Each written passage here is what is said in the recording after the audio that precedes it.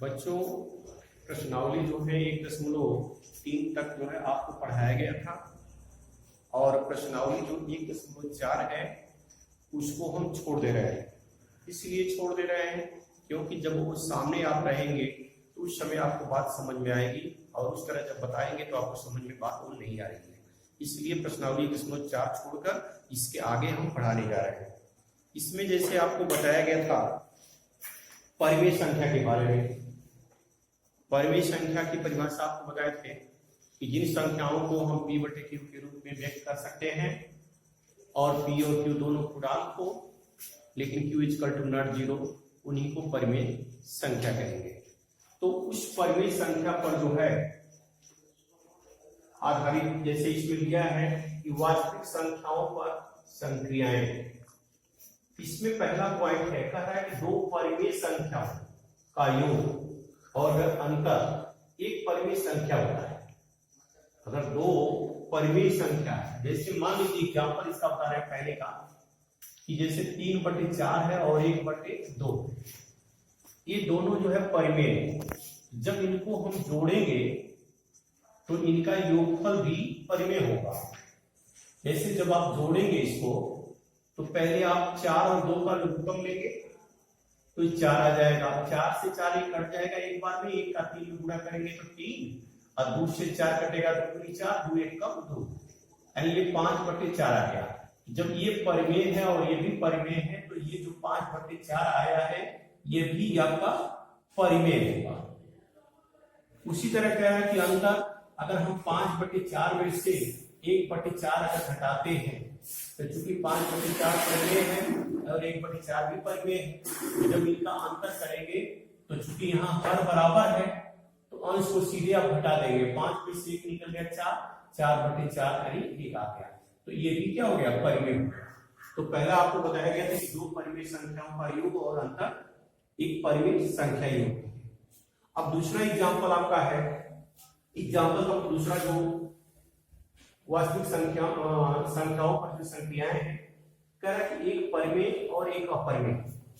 जैसे मान लीजिए कि एक जो है परिमेय, मान लीजिए ये है 5 और दूसरी जो है अपरिमेय, मान लीजिए कड़ी में 2 है, तो इन दोनों का योग करेंगे, अच्छा है अंतर करेंगे, चाहे इनको जोड़े 5 धन कड़ी में 2, तो जब जोड़ेंगे तो ये भी अपरिमेय होगा और इनका अगर अंतर करते हैं 5 माइनस कड़ी में 2 तो ये भी आपका अपरिमेय ही होगा।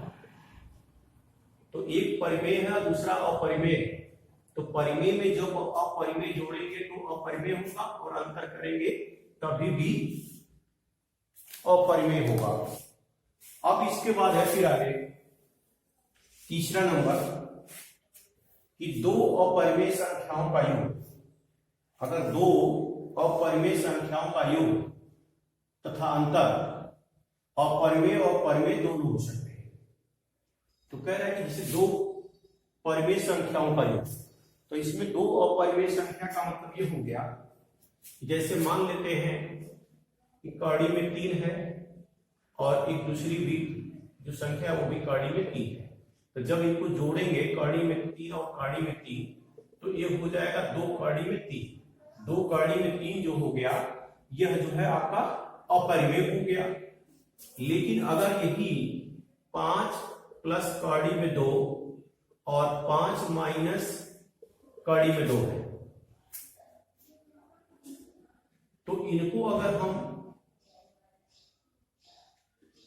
घटाते हैं, अंतर करते हैं, तो ये हो जाएगा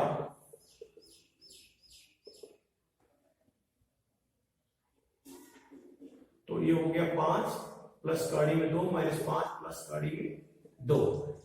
तो यहां भी आप देख रहे हैं 5 से 5 कट गया, कड़ी में 2 कड़ी में 2, ये 2 कड़ी में 2 हो गया।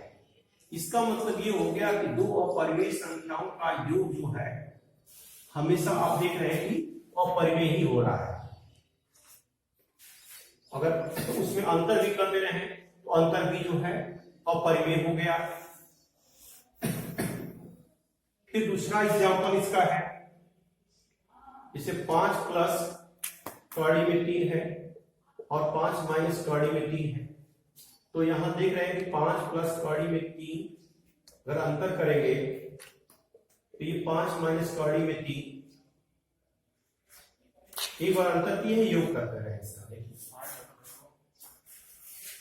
तो ये 5 प्लस कड़ी में 3 अब प्लस 5 माइनस कड़ी में 3, तो इससे कट जाएगा 3 से 3, तो ये 10 हो जाएगा। माने इसका मतलब ये हो रहा है कि दो अगर अपरिमेय संख्याएं हैं तो उनका योग करें चाहे अंतर करें तो वह परिमेय भी हो सकता है और अपरिमेय भी हो सकता है, दोनों हो सकते हैं। इससे निष्कर्ष यही कर रहा है। फिर इसके बाद आपका चौथा पॉइंट है कि दो परिमेय संख्याओं का गुणनफल, परिमेय संख्याओं का गुणनफल एक परिमेय संख्या होता है। दो परिमेय संख्याओं का गुणनफल, जैसे मान लीजिए ये 2/5 है और एक जो है 3/4 है, तो ये भी परिमेय हो गई, ये भी परिमेय है, तो इसका गुणा करेंगे तो 3 दूनी 6 और 5 चौको 20, यानी इसको काट देंगे तो 3/10, ये भी क्या होगा, परिमेय होगा। फिर पांचवा है कि एक परिमेय और एक अपरिमेय संख्या का गुणनफल कह रहा है अपरिमेय होता है। मान एक परिमेय है, जैसे एक 8 है और एक कड़ी में 5 है, तो जब इसका हम गुणनफल करेंगे तो 8 गुणे कड़ी में 5 यानी 8 कड़ी में 5 आएगा, तो ये जो है आपका जो है अपरिमेय हो गया। फिर इसके बाद आपका छठा है कि दो अपरिमेय संख्याओं का गुणनफल, अगर दो अपरिमेय संख्या है, जैसे मान लीजिए एक कड़ी में 2 है और एक कड़ी में 3 है, तो इनका गुणनफल भी जो है परिमेय और अपरिमेय दोनों हो सकते हैं कह रहा है। तो कड़ी में 2 का कड़ी में 3 में गुणा करेंगे तो कड़ी में जो है 6 हो जाएगा, तो कड़ी में 6 होने का मतलब कि ये क्या हो गया, अपरिमेय हो गया। और ये कह रहा है परिमेय भी हो सकता है, तो जैसे 2 प्लस कड़ी में 3 है और ये आपका 2 माइनस कड़ी में 3 है, जब इसका आपस में गुणा करेंगे तो 2 प्लस कड़ी में 3 गुणे 2 माइनस कड़ी में 3, तो जब इसका गुणा करेंगे तो ये इस पर एक सूत्र आपका लग जाएगा, a square minus b square बराबर एक कोष्टक में a प्लस b, दूसरे में a माइनस b। इस रूप में है तो इसको लिख सकते हैं 2 का वर्ग और ये कड़ी में 3 का वर्ग, 2 का वर्ग 4 माइनस 3 यानी 1 हो गया। ये क्या हो गया, परिमेय हो गया। इसका कहने का मतलब कि दो अगर अपरिमेय संख्याओं का गुणनफल जो है परिमेय भी हो सकता है और अपरिमेय दोनों हो सकते हैं। अब इसके बाद जो है लास्ट है कि दो अपरिमेय संख्याओं का भागफल, करें दो अगर अपरिमेय संख्याएं हैं तो इनका जो भागफल होता है परिमेय अथवा अपरिमेय दोनों हो सकते हैं। जैसे 3 कड़ी में 15 है,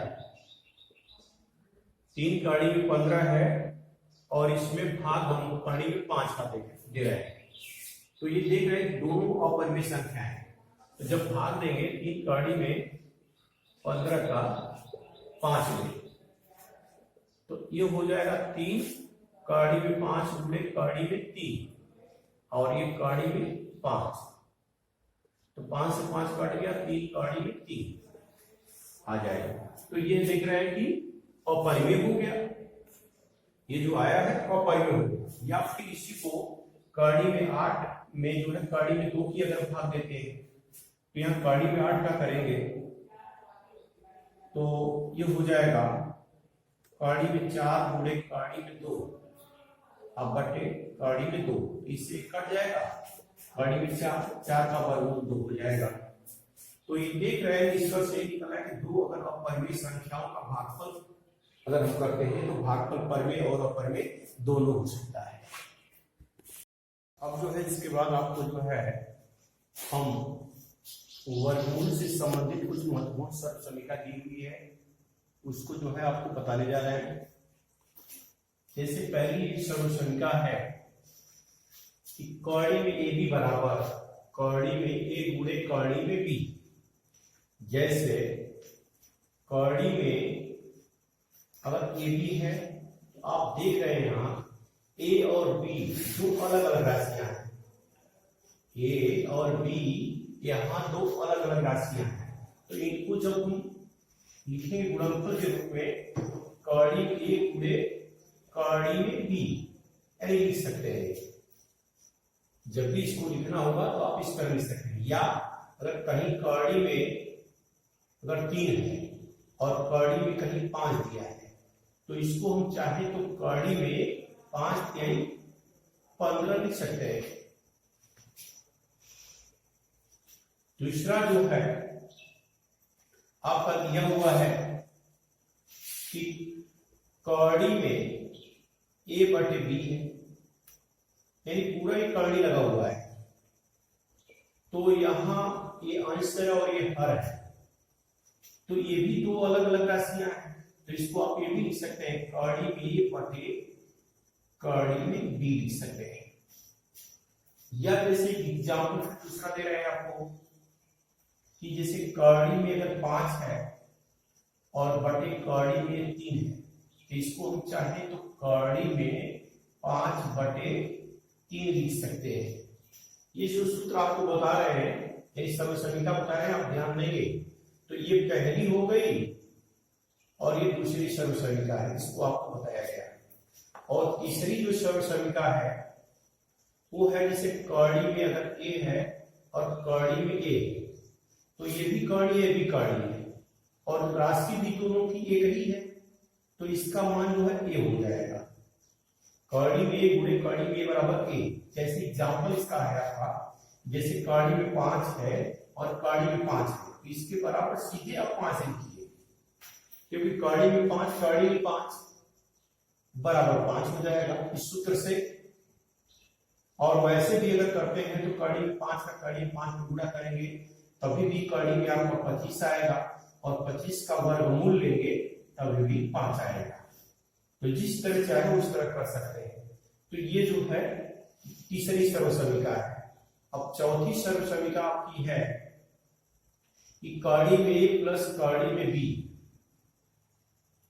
और गुणे है कड़ी में ए माइनस कड़ी में बी।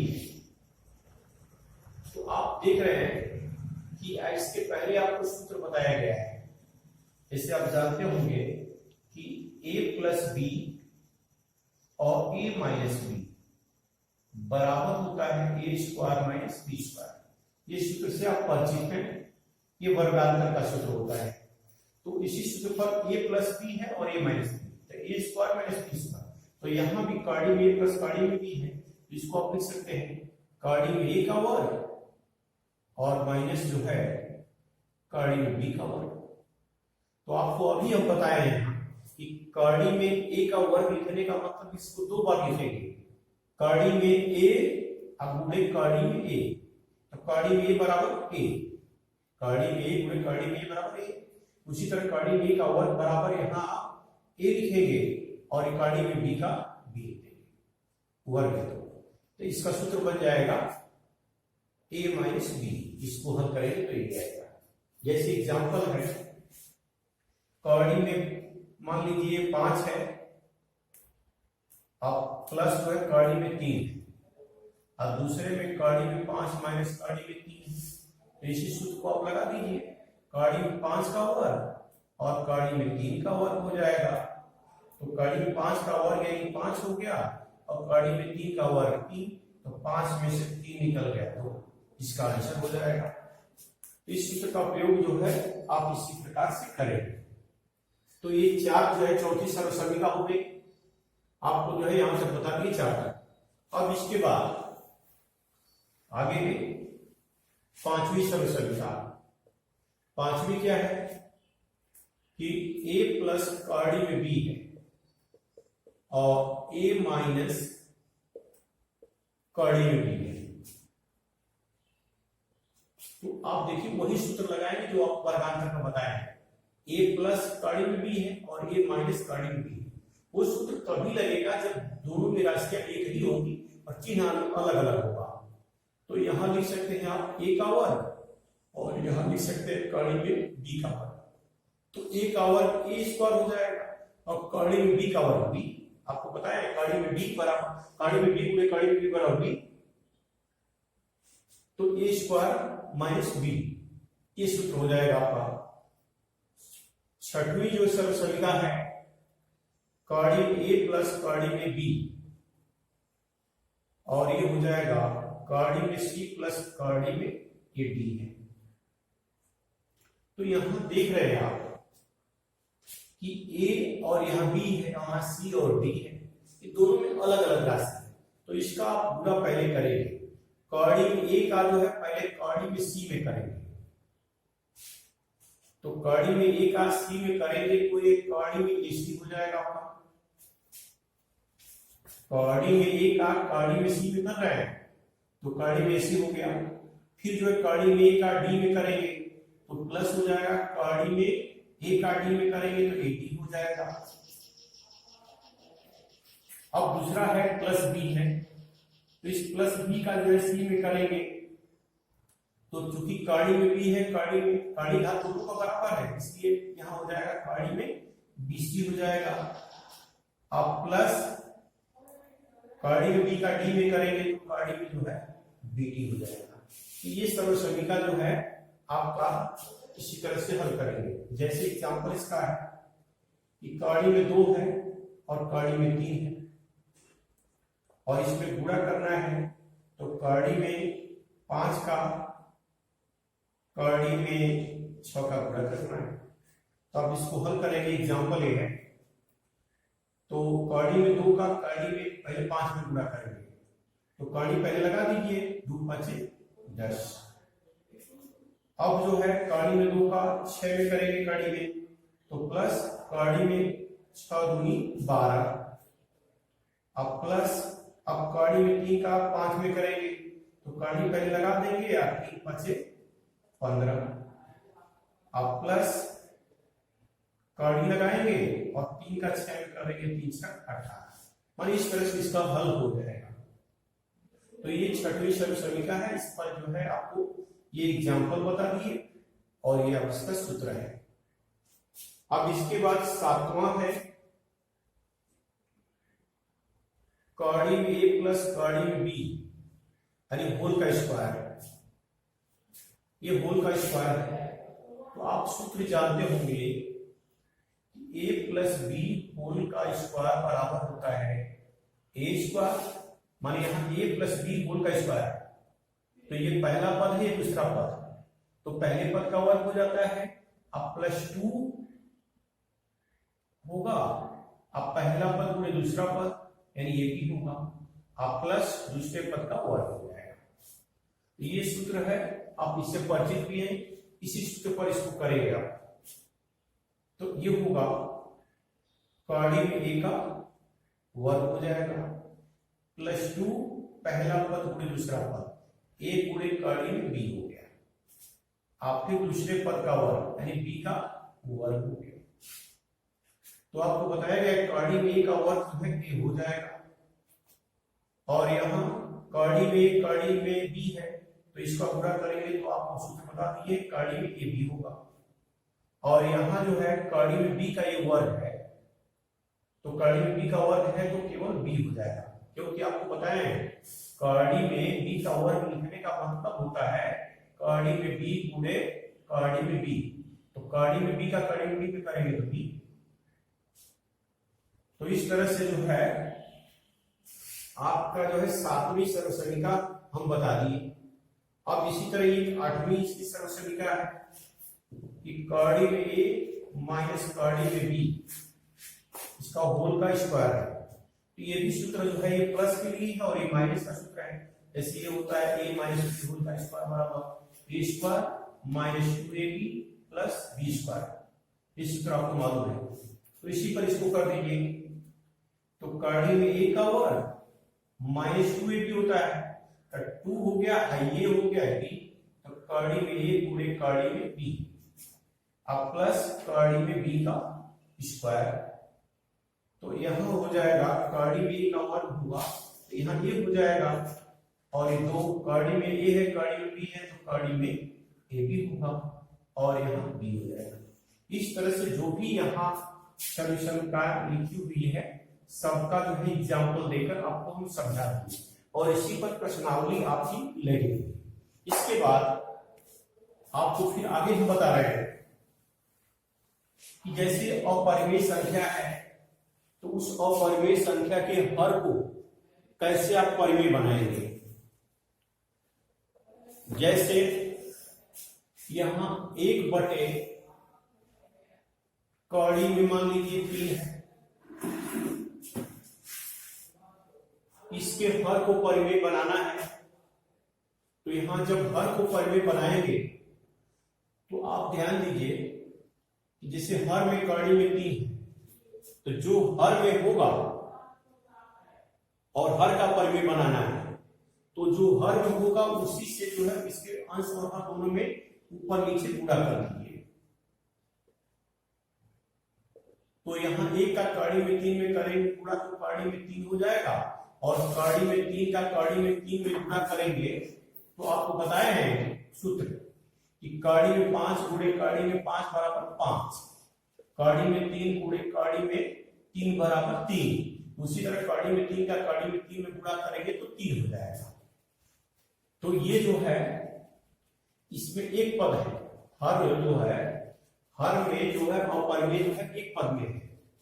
तो एक पद का जो है हम इसके हर को जो है परिमेय बनाए, तो यहाँ 3 आ गया, तो इसका मतलब ये परिमेय हो गया। उसी तरह आपको जैसे 1/2 धन कौड़ी में 3 है, तो यहां जब इसको परिमेय बनाना होगा तो ठीक जो इसका हर है, हर के ठीक विपरीत चिन्ह से, हर जो है हर के ठीक विपरीत चिन्ह से इसके अंश और हर दोनों में गुणा कर लेते हैं, यानी उसी को हम बोलते हैं संयुग्मीकरण। संयुग्मी का मतलब जैसे 2 प्लस एक कौड़ी में 3 है, तो इसका संयुग्मी जो हो जाएगा 2 माइनस कौड़ी में 3 होगा। अगर ये प्लस है तो माइनस हो जाएगा, माइनस सब कुछ वही रहेगा, केवल चिन्ह बदलता है संयुग्मी में। अगर इसमें हर में प्लस है तो माइनस से ऊपर नीचे गुणा कर दीजिए।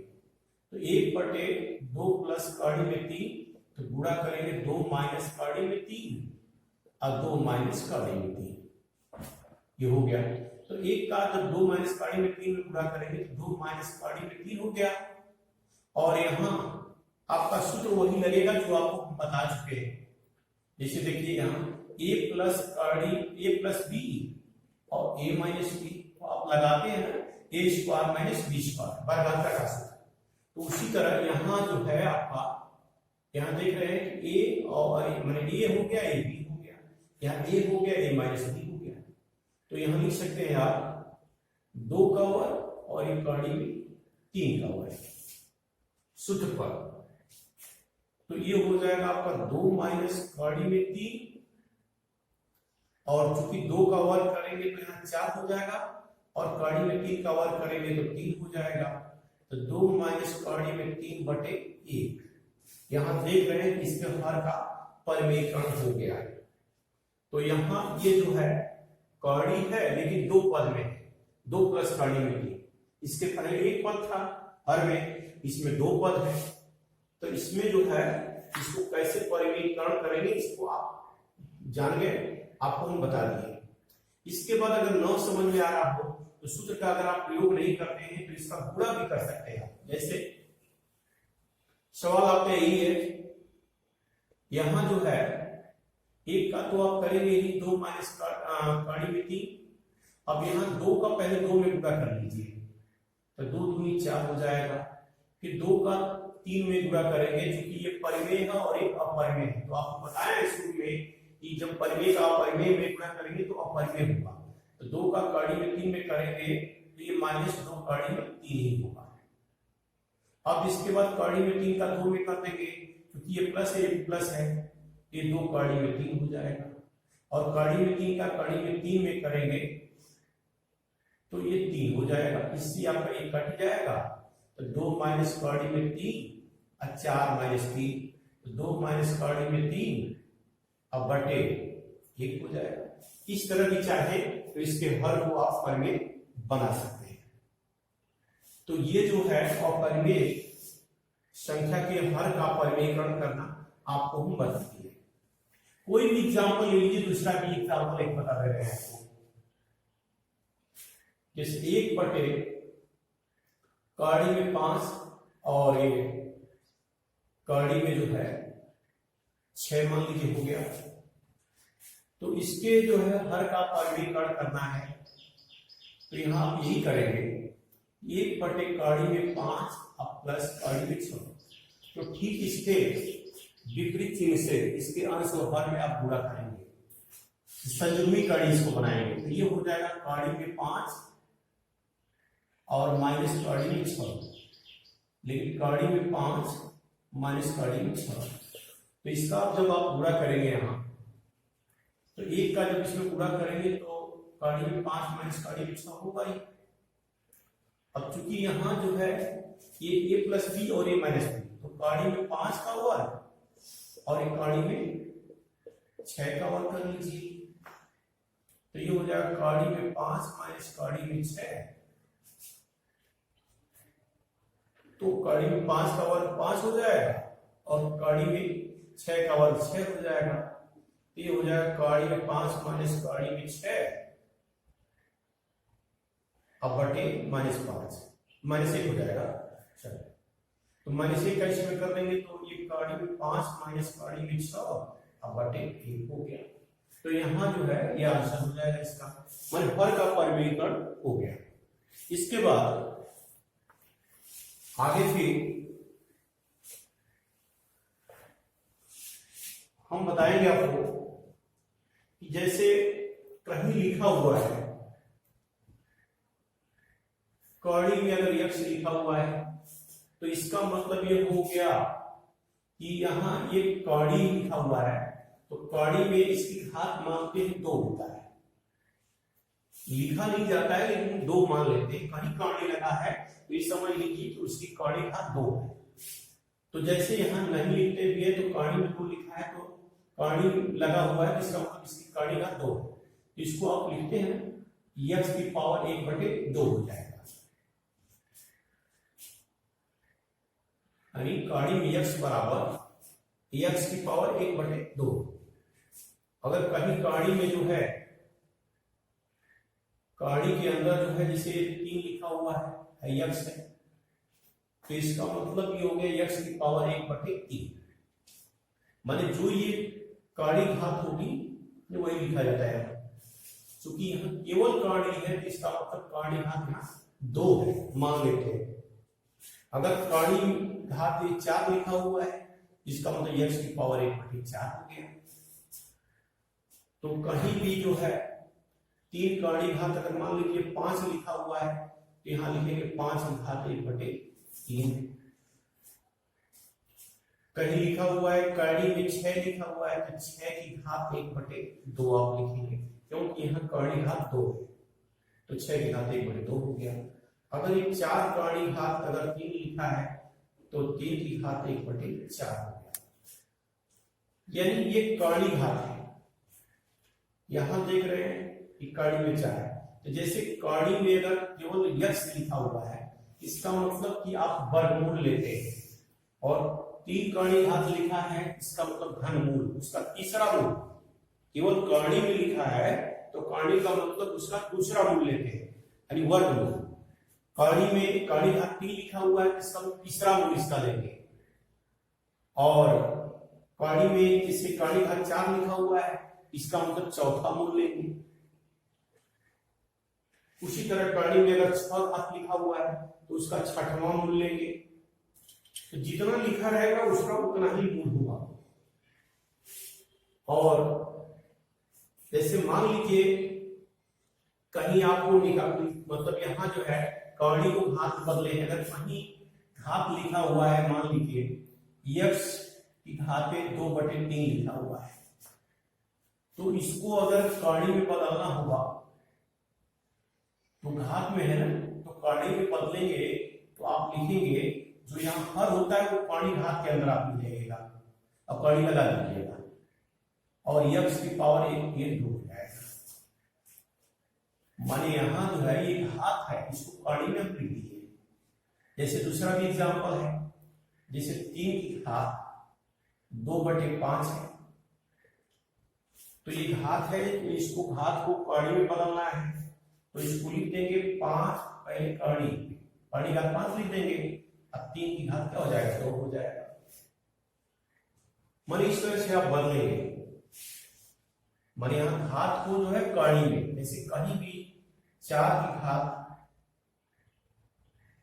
2/3 लिखा हुआ है, तो यहां भी जो है जो हर है वो कर्णी घात बन जाएगा। याद रखिएगा, जो हर है उसको कर्णी की घात के अंदर लिख देंगे, और फिर 4 की घात कहीं 2 हो जाएगा।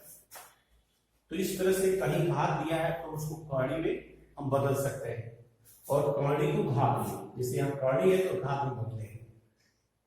जैसे कहीं लिखा हुआ है 3 कर्णी घात 5 की घात 2 लिखा है, तो चूंकि ये कर्णी है तो घात में जब बदलना होगा तो लिखेंगे 5 घात 2 का पूरे का पावर 1/3। तो चूंकि ये घात की भी घात है तो घात को आपस में पूरा कर देते हैं, तो ये हो जाएगा 5 घात 2 पूरे 1/3, ये हो जाएगा 5 घात 2/3। तो यहाँ ये घात कर्णी घात है, तो इसको कर्णी है तो इसको घात में बदले हैं, और यहाँ आपको दिखा रहे हैं कि ये घात है तो इसको कर्णी में बदल रहे हैं। तो इस तरह से घात को कर्णी में, कर्णी को घात में आप जो है बदल सकते हैं। इसके बाद